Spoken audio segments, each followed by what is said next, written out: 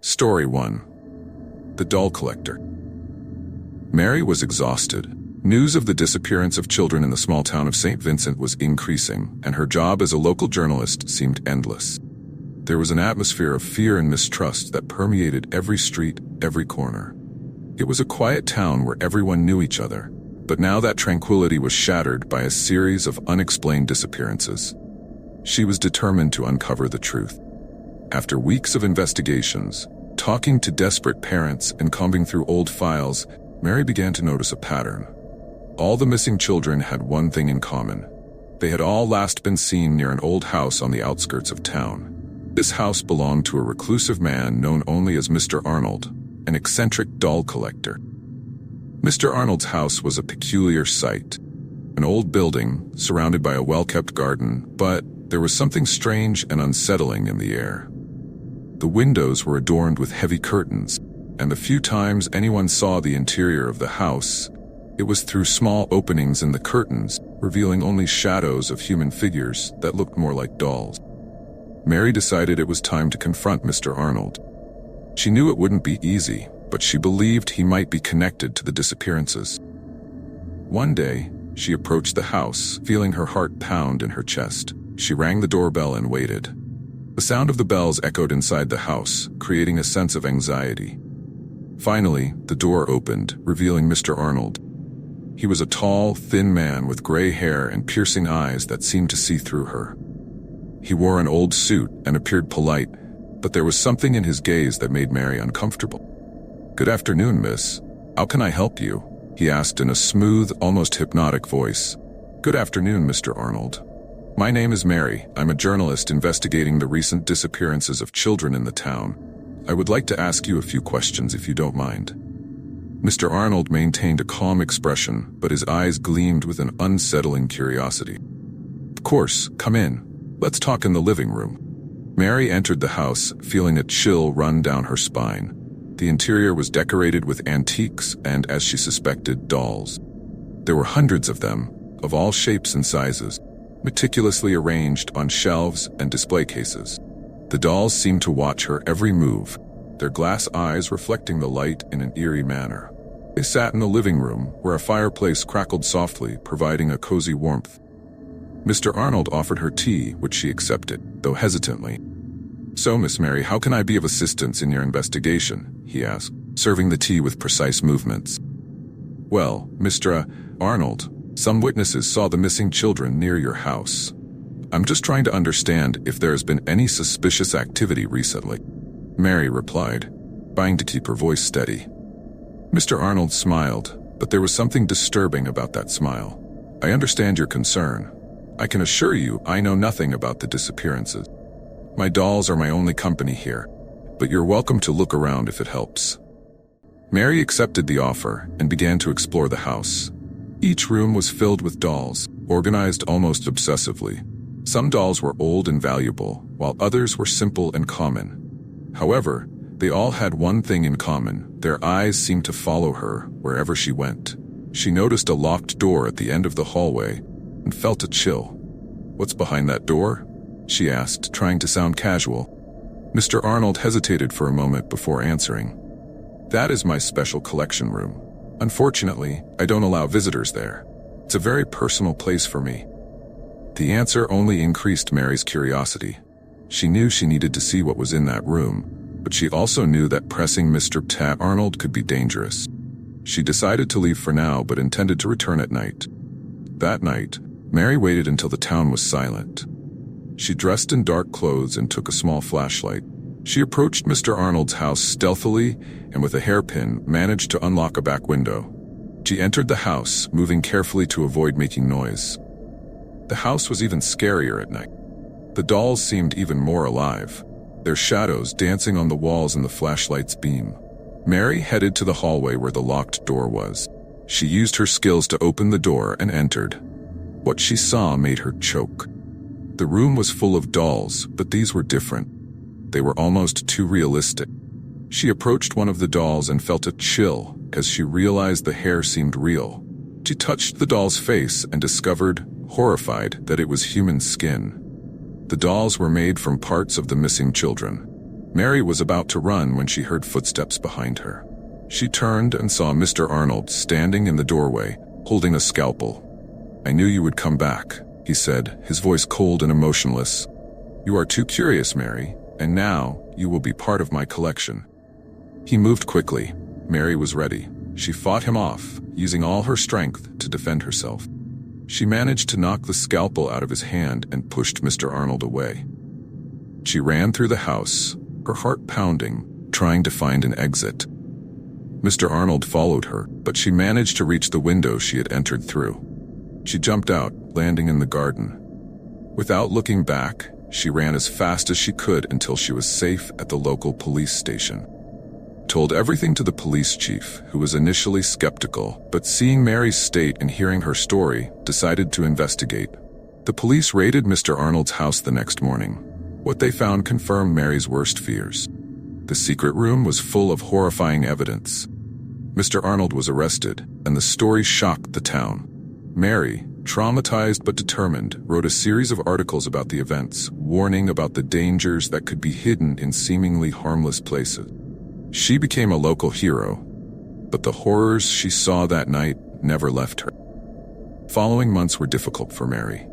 She tried to return to her normal routine, but the constant nightmares and flashbacks tormented her.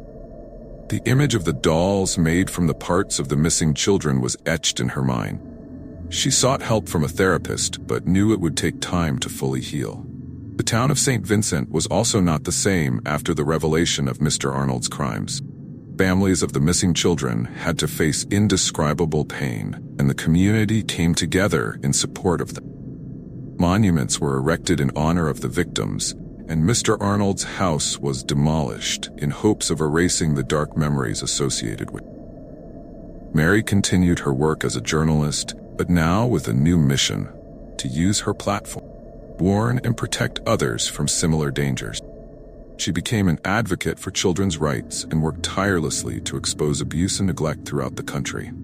A year after Mr. Arnold's arrest, Mary received an anonymous letter. The letter contained only one sentence: "He wasn't acting alone." She felt a chill as she read the words. Did this mean there were still accomplices or psychopaths at large? She decided she needed to investigate further. She reopened the investigation, revisiting all the files and records she had collected during the Mr. Arnold case. This time, she looked for connections that might have gone unnoticed before. She discovered that over the years there were scattered reports of similar disappearances in other nearby towns, always with the presence of a doll collector or someone with an obsessive interest in them. One name that came up repeatedly was that of a woman named Helen, who had been an acquaintance of Mr. Arnold. She was an artist famous for her realistic sculptures of children, but had withdrawn from public life years ago. Mary felt she needed to find her and understand if there was any connection between Helen and the disappearances. With the help of a private detective, Mary managed to track Helen to an isolated house in the mountain. The property was hidden among dense trees, and the feeling of unease Mary felt as she approached was palpable. She knocked on the door and waited. After a few minutes, the door opened, revealing an elegant middle-aged woman with cold, calculating eyes. "Can I help you?" Helen asked in a smooth but distant voice. "Hello, my name is Mary. I'm a journalist investigating a series of child disappearances. I would like to ask you some questions if you don't mind." Helen looked her up and down before allowing her entry. "Of course, come in. I'm always happy to help." Helen's house was impeccably decorated with sculptures of children, all incredibly realistic. Mary felt a chill as she realized these sculptures were almost indistinguishable from real children. They sat in the living room, and Helen offered tea, which Mary accepted cautiously. "So, what exactly do you want to know?" Helen asked as she served the tea. "Well, I'm investigating the possibility that Mr. Arnold, a recently arrested doll collector, might have had accomplices in his crimes. Your name came up in some records, and I would like to understand better your relationship with him." Helen smiled slightly, but there was something disturbing about that smile. Arnold was an old friend. We shared a common interest in art and beauty, but to say I was involved in his crimes is a big mistake. Mary remained calm, though she felt the panic rising inside her. "I understand. However, there are reports of disappearances in other towns where you were. Can you explain that? Helen placed her teacup on the table with a smooth motion. Certainly, my art has always attracted a lot of attention, and sometimes that brought problems. But I assure you, my relationship with these disappearances is non-existent. Mary knew she needed to press further. Do you have any idea who could be behind this, besides Mr. Arnold? Helen sighed, seeming slightly irritated. Look, Mary, I understand your concern, but you're going too far. If you don't mind, I have a lot of work to do. Mary nodded, realizing she wouldn't get more information at that moment. Thank you for your time, Helen. If you don't mind, I would like to keep in touch for future questions. Of course, Helen replied, accompanying Mary to the door. Have a good day. As Mary left the house, she felt a mix of relief and frustration. She knew there was more to this story, but she also knew she needed more evidence to prove any involvement by Helen. She decided to continue investigating, determined to uncover the truth. In the following weeks, Mary delved deeper into her investigations, tracking Helen's every move and looking for any connections to the disappearances. She discovered that Helen had traveled to several towns over the years, always coinciding with the disappearances of children. She also found old documents suggesting that Helen and Arnold were more than friends. They shared a sick obsession with creating art from life. With this new information, Mary went to the police, who began to monitor Helen discreetly. During the surveillance, they discovered that Helen frequently received visits from an unknown man, who appeared to be an accomplice. They decided it was time to act. On a cold night, the police raided Helen's house with a search warrant. What they found was even more disturbing than Arnold's crimes. There was a secret basement where Helen carried out her macabre work. They found irrefutable evidence that she was involved in the disappearances and the horrific transformations of the children into sculptures. Helen and her accomplice were arrested, and the story once again shocked the town. Mary, though traumatized, felt a sense of justice seeing the criminals brought to justice. She wrote a series of articles detailing the investigations and the horrors discovered, warning society about the hidden dangers among us. In the following months, Mary continued her work as a journalist, but also as an advocate for children's rights. Her commitment to the cause had never been stronger. She founded an organization dedicated to protecting children and offering support to families affected by similar crimes. The town of St. Vincent went through a period of healing, with the community coming together to support the families and ensure such tragedies never occurred again. Helen's house was demolished, just like Arnold's, and parks and memorials were erected in their places, symbolizing hope and renewal. Mary knew there was still much to be done, but she also knew she was on the right path. Every day was a new battle, but she was more determined than ever to fight for justice and protection for the most vulnerable. And so, the story of the doll collector and his macabre accomplice became a bitter memory, but also a symbol of resilience and courage. Mary continued to inspire and protect, knowing that her work made a difference, and that, regardless of the horrors she encountered, she would never stop fighting for good. Story 2: The Artist of Death. Charles was a veteran detective in the police force of the bustling city of São Paulo. He had handled all sorts of cases throughout his career, but he had never faced anything like what he was about to uncover. The city was in panic due to a series of brutal murders, and the press had dubbed the killer the artist.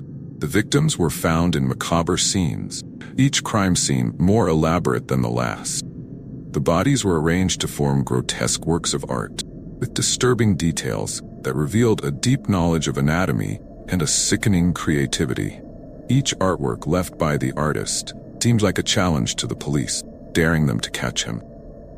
Charles was assigned to lead the investigation. He knew he would need all his experience and determination to capture such a cunning and cruel killer. The first victim was found in a park, hanging from a tree, with the body dissected and sewn into an intricate pattern.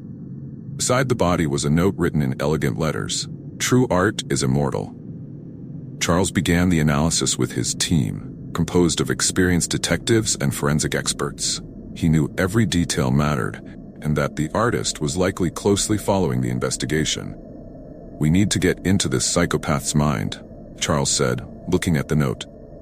"He's trying to tell us something." In the following days, Charles revisited all the previous crime scenes, searching for patterns and clues that might have been overlooked. He discovered that the artist followed a specific theme in each murder, representing different forms of classical art. This led Charles to consult art and psychology experts, hoping to better understand the killer's mind.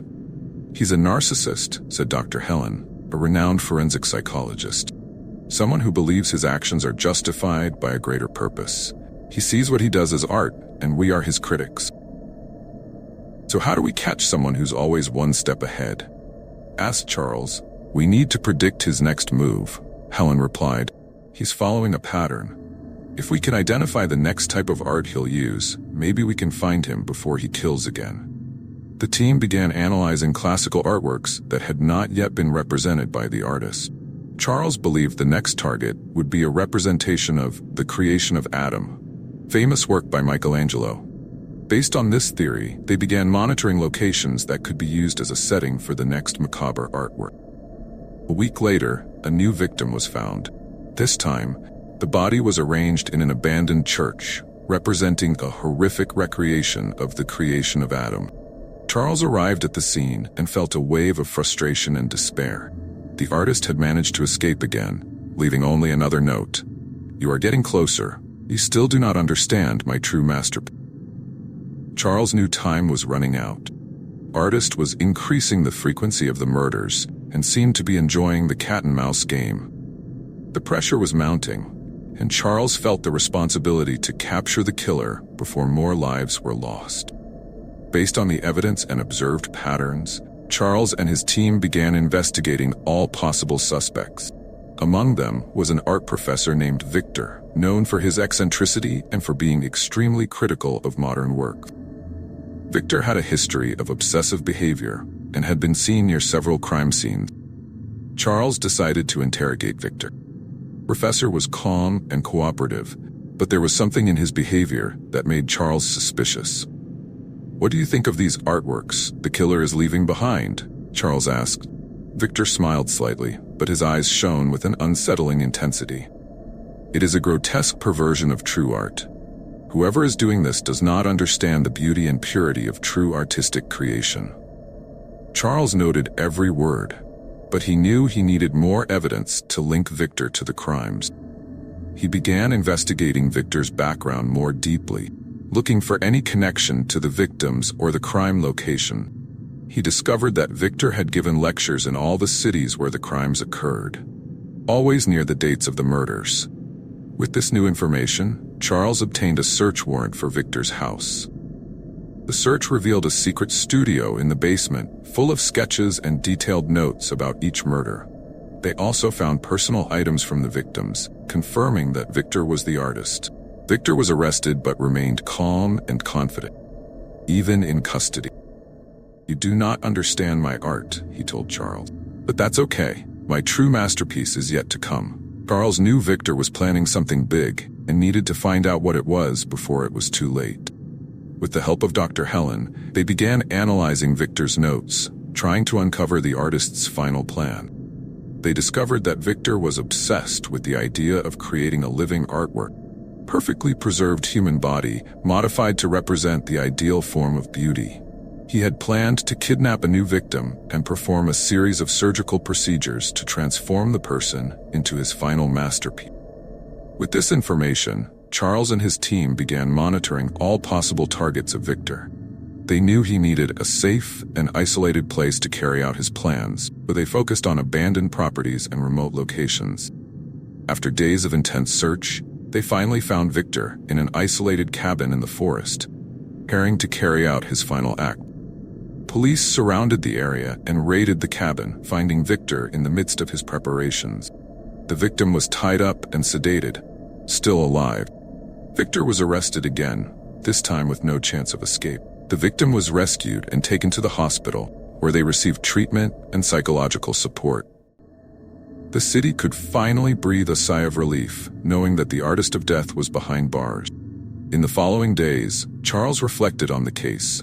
He knew that although they had captured the killer, the scars left by his crimes would never completely disappear. The artist had left an indelible mark on the city and the lives of the victims and their families. Charles continued his work as a detective, but now with a new perspective. He knew the fight against evil would never end, and that he needed to remain vigilant. The experience left him more determined than ever to protect his city and bring justice to the victim.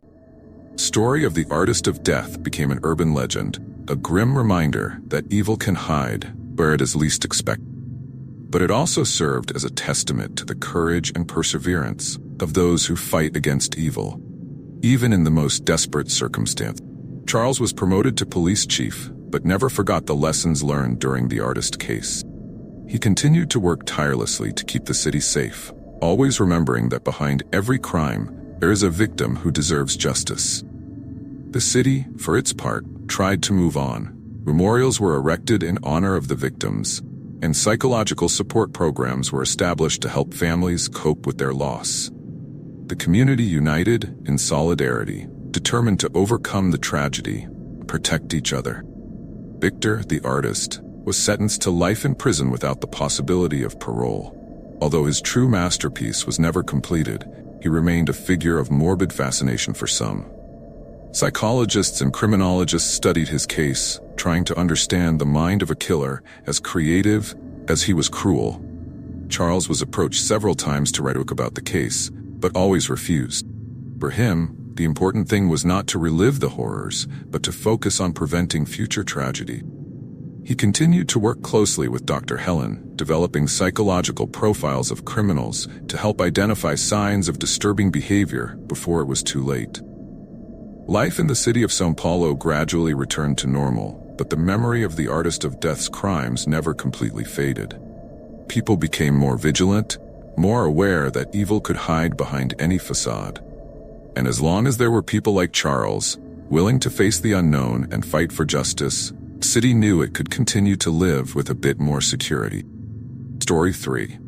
The Abandoned Asylum. Santa Maria Asylum, located on the outskirts of Curitiba, had been closed for over 2 decades. Since then, it had become a place of urban legends and ghost stories. For many, it was just an old, haunted building. But for a group of curious friends, the asylum represented an opportunity for adventure and discovery. Gabriel, Laura, Edward, and Bianca had been inseparable since childhood. They were always looking for something exciting to do, and the Santa Maria Asylum was the next target on their list of explorations. They had heard stories about patients who never left, and about a dangerous former patient who had escaped shortly before the asylum's closure. One Friday night, they decided it was time to investigate. Armed with flashlights, cameras, and a lot of courage, they met in front of the asylum. The building was imposing, with its weathered brick walls and broken windows. The rusty gate was open, inviting them in. "This is going to be amazing," Gabriel said, trying to disguise his anxiety. "We're going to find out what really happened here." Laura, always the most practical of the group, led the way. "Remember, stay together and don't touch anything that looks dangerous." They entered the building, greeted by the smell of mold and the oppressive darkness. The flashlights illuminated long, empty corridors, with metal doors creaking at the slightest movement. The sound of their footsteps echoed off the walls, heightening the sense of isolation. The group decided to explore the ground floor first. They found abandoned treatment rooms, with rusted stretchers and old medical equipment.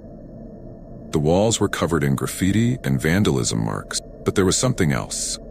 Edward noticed documents scattered on the floor, many of which seemed to be patient records. "Look at this," he said, picking up one of the documents. "This one talks about a patient named Henry. It says he was extremely dangerous and disappeared shortly before the asylum was closed." Bianca frowned. "Do you think he's still out there? I mean, no one ever found him, right?" Gabriel shrugged. "Maybe. But I doubt he's still alive after all this time. Let's keep exploring." As they moved through the corridors, the atmosphere grew heavier.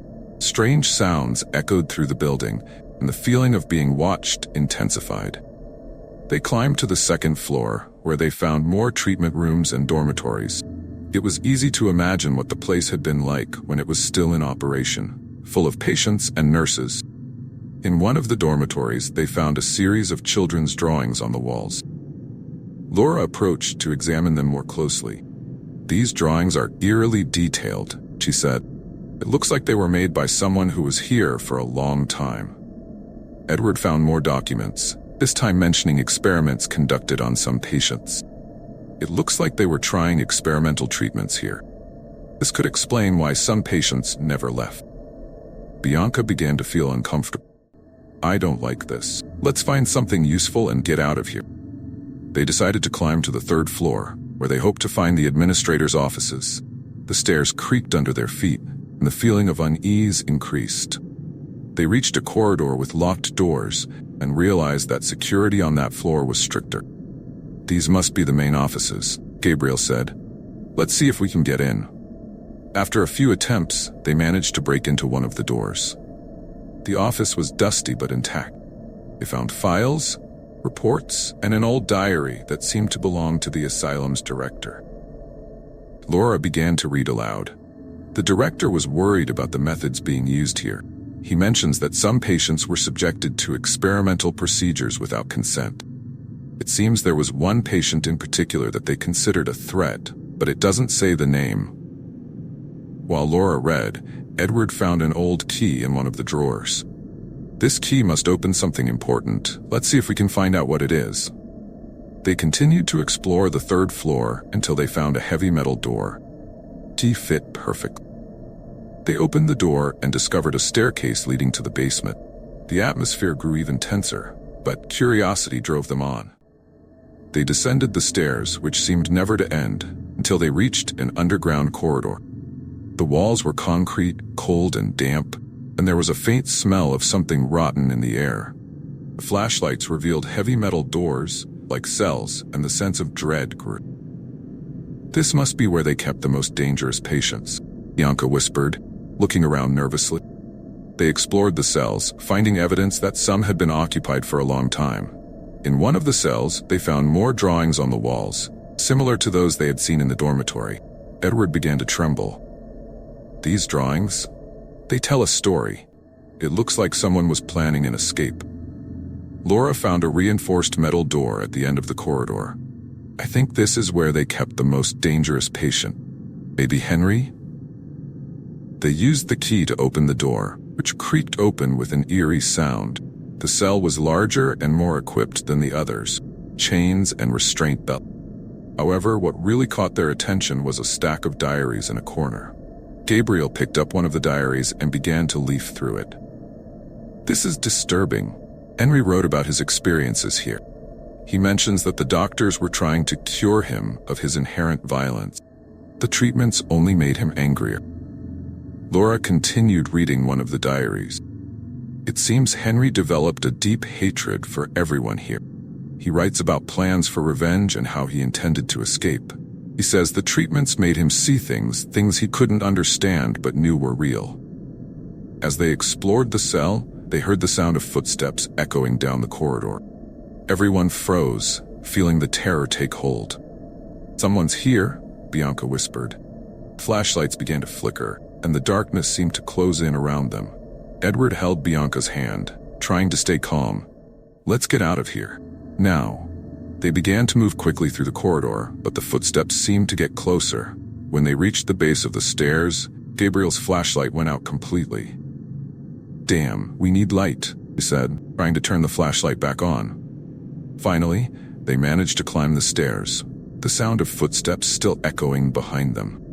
When they reached the 3rd floor, the feeling of being chased diminished, but the tension was still in the air.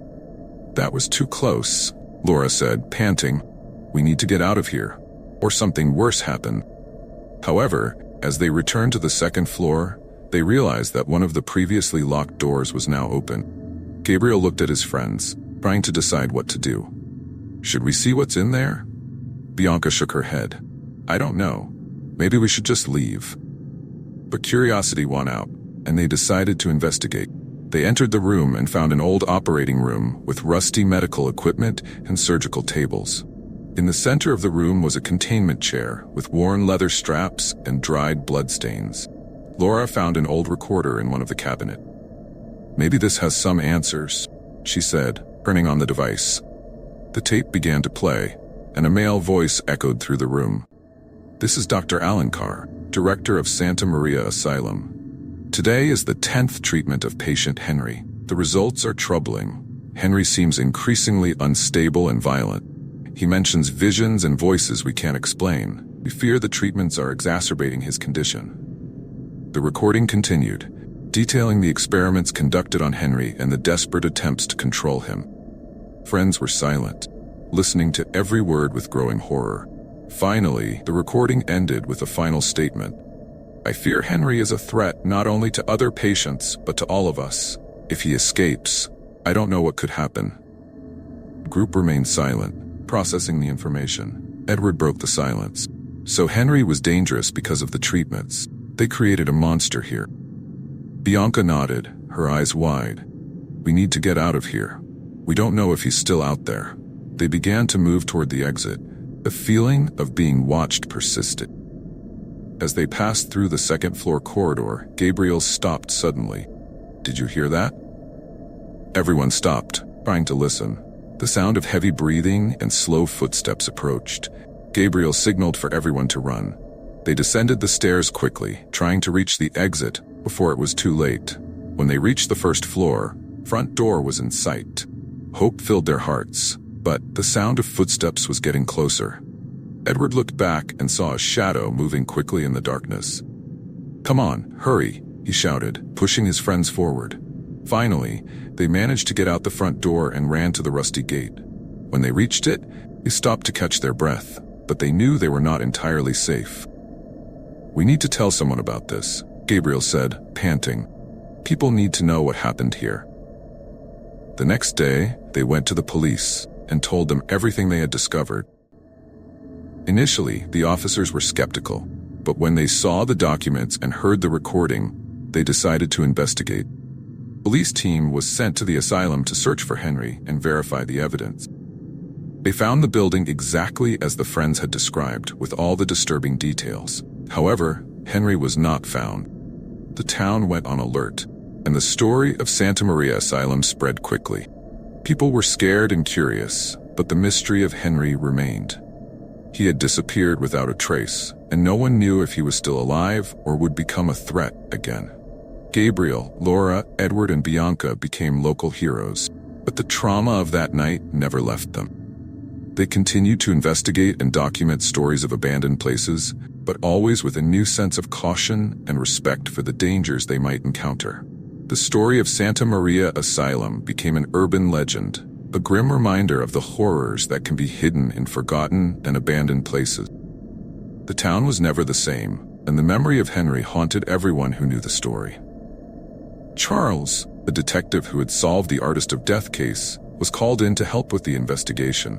He worked tirelessly to find clues about Henry's whereabouts, but every lead led to a dead end. The mystery of Henry continued to grow, feeding the town's fear and curiosity. Friends continued to meet, sharing their experiences and trying to find answers. Laura, who had always been the most practical of the group, began studying forensic psychology, determined to understand the minds of people like Henry. Edward dedicated himself to researching abandoned places, trying to uncover more horror stories that could be revealed. Bianca started writing a blog about their adventures, warning others about the dangers of exploring the unknown. Gabriel became a documentarian, capturing their experiences on film and sharing them with the world. The town of Curitiba tried to move on, but Santa Maria Asylum remained a scar on the community's fabric. The building was finally demolished, and a park was built in its place, a symbol of renewal and hope. However, the stories of Henry and the horrors that occurred there were never forgotten. Charles continued his search for Henry, determined to bring peace to the town and the families of the victims. He worked tirelessly, revisiting crime scenes and interviewing former asylum staff. His dedication was a reminder that, even in the face of the unknown, pursuit of justice must never cease.